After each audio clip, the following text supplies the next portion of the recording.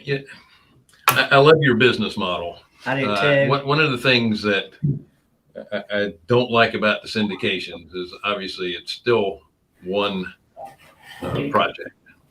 And the thing that you talked about earlier is trying to predict the value of the property at the liquidity event at the end when everything's finished. If your return is heavily weighted on the end value, you have no way of knowing if that's going to be the case or not. I mean, you might have of course, we can't predict the black swan events like we had with the pandemic, but that's why I like the income model on the front end. Exactly. You have that. That's much more predictable. You have that predictability. You know, I see so many of these funds set up, and it's like, all right, for the first 4 years, you're not going to get any income, but you're going to make 30% on your money at year 5. And it's like, there's a lot of things that can happen between now and year 5. Yeah, one of our infamous one-liners is our models are always wrong. They're either wrong in the right direction or wrong in the wrong direction, but nothing goes exactly like you think it will. And for those of us listening, as you're considering investing in private real estate vehicles, whether it's a fund or syndication, there's a couple things you should look at.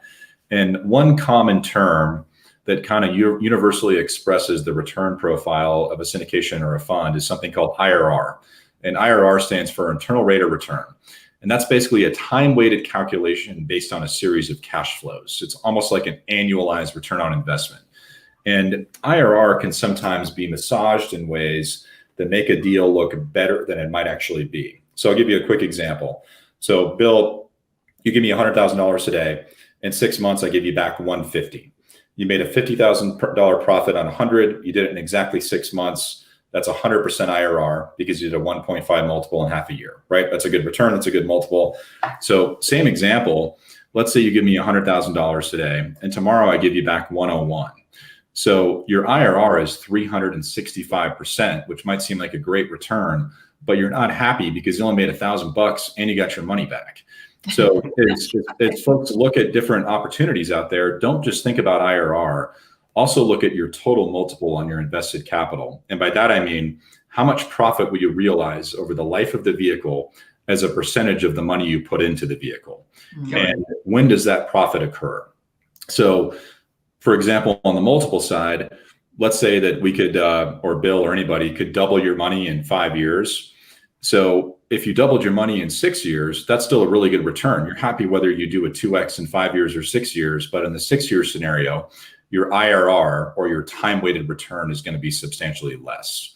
So as you examine these different vehicles out there, try to balance that total multiple over the life of the opportunity against what is probably, hopefully, a healthy IRR, but also understand when those distribution events happen. And to your point you made earlier, if you're looking at a deal that's a 50% IRR, but 95% of that return is predicated on an event 5 years from now, that's not a very safe assumption to make. So try to look at opportunities through all those lenses, and you might find yourself being a little more informed on various risk profiles. So for all of you out there who like Excel, what Jake just said is, if you take someone's IRR model and then you use Excel and use the XIRR function, the X takes in the time into account. So then it quantifies that return based off the time exposure of the investment.